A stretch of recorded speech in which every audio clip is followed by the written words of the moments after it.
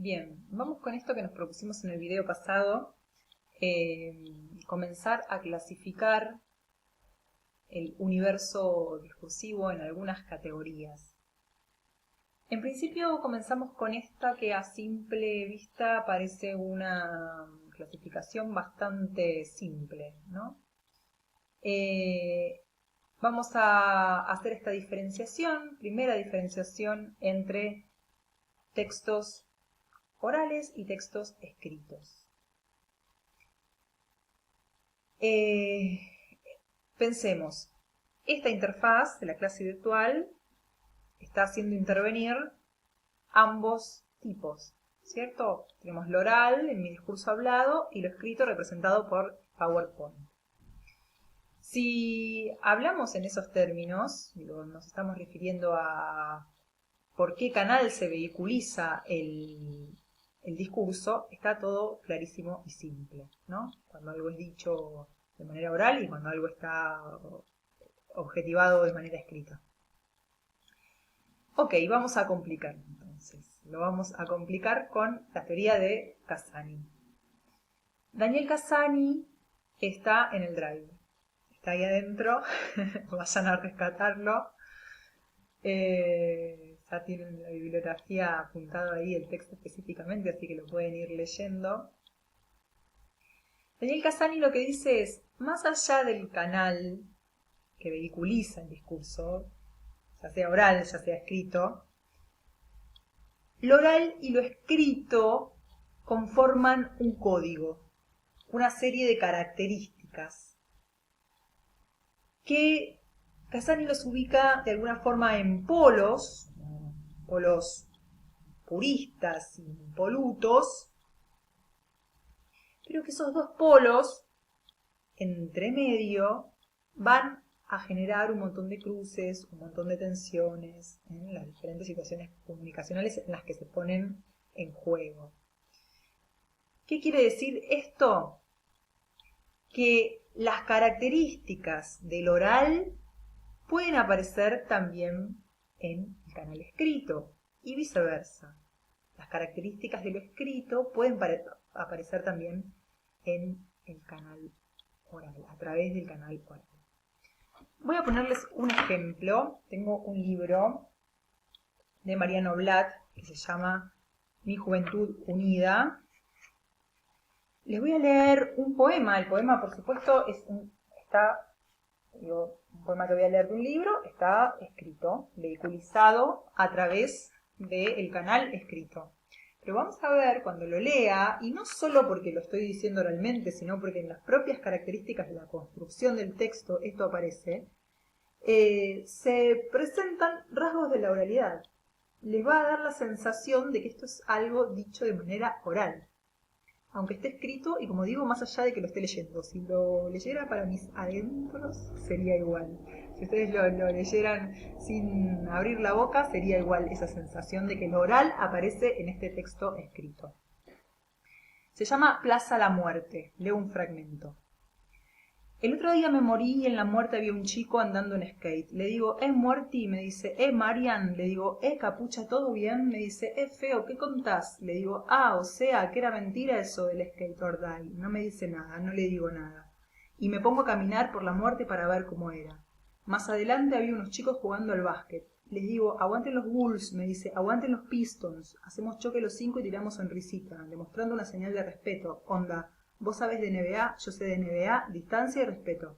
Más adelante había una placita con banquitos re lindos para sentarse a pensar. ¿Qué hice? Me senté a pensar. Bueno, el poema sigue.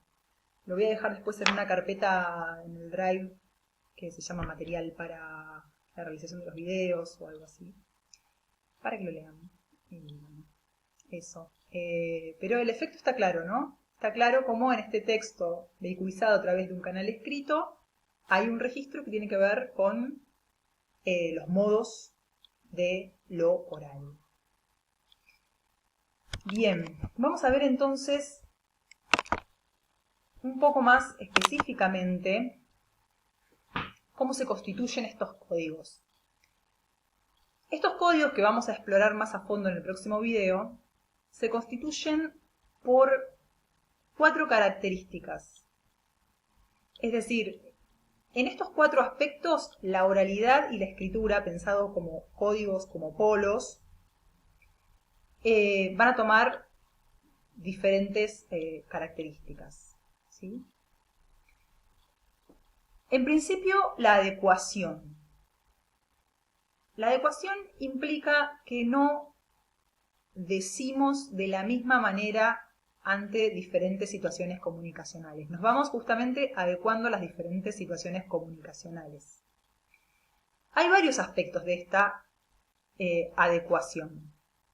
En principio, a veces hablamos más dentro de un determinado dialecto o a veces hablamos de forma más estandarizada, sin usar estas variedades dialectales.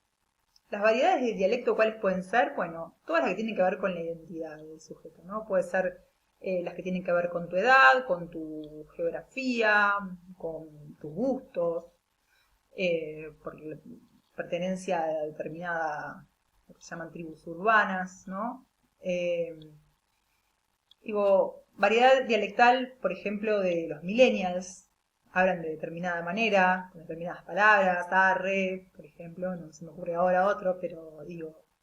Bueno, lo que dice Casani es, si lo pensamos como códigos al oral y lo escrito, las variedades dialectales van a aparecer más ¿dónde? En la oralidad. Lo escrito va a tender más a la estandarización, a que no se noten las huellas de esos dialectos que le dan identidad a cada interlocutor.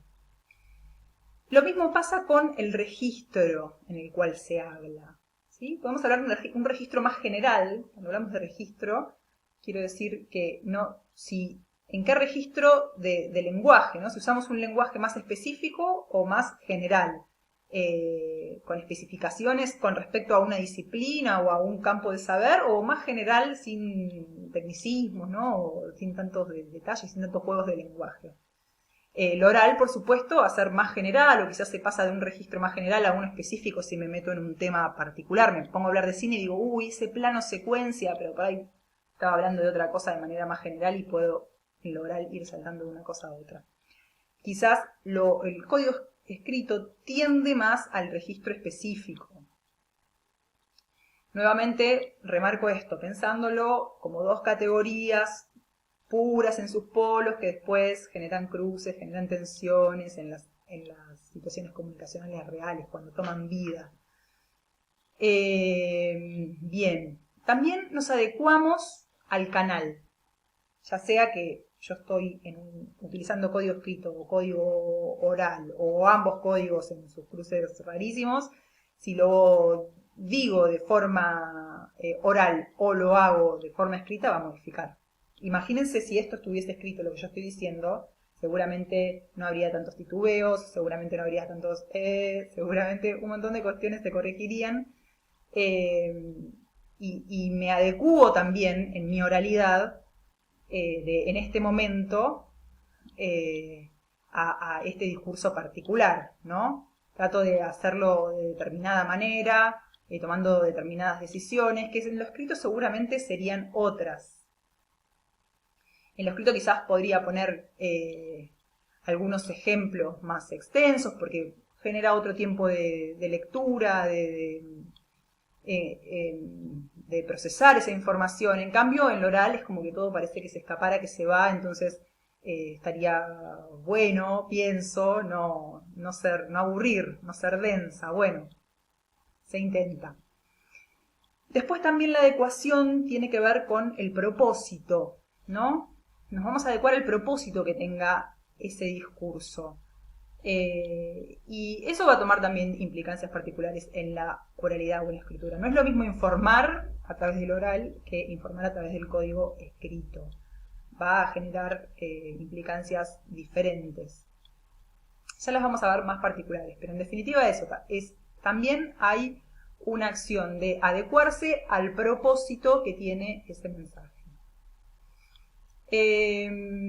Y por último, una adecuación muy importante y es muy fácil de ver, es la adecuación que se produce en relación a qué interlocutor, interlocutora tengo enfrente, ¿no? Yo este discurso que estoy armando para ustedes está entre lo formal y lo informal, digamos que no es totalmente formal y tampoco es totalmente informal.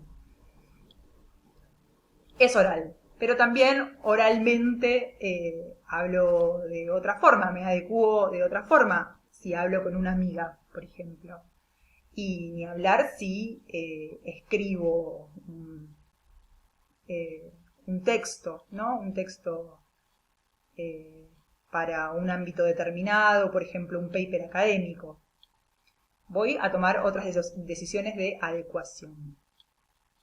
Pero bueno, más allá de adecuarnos a las diferentes situaciones comunicacionales, también hay otro aspecto a tener en cuenta, que es el de la coherencia. La coherencia justamente lo que va a plantear es, en una determinada operación discursiva, voy a seleccionar la información que es relevante y voy a seleccionar lo que es irrelevante, ¿no? Ahora bien, en lo oral aparece un montón de irrelevante también. Muchas veces nos vamos por las ramas, digresiones, a mí me pasa en esta misma exposición. En cambio, en el código escrito, ese manejo de la información, esa selección, el no irse por las ramas, es como mucho más controlado. Fíjense la diferencia entre el PowerPoint, que dice exactamente lo que tiene que decir, ni más ni menos, y el discurso oral, ¿no? Que se ramifica mucho más y se va mucho más a los márgenes que el código escrito, que mantiene el eje de la información, que es importante. Lo mismo pasa con la estructura.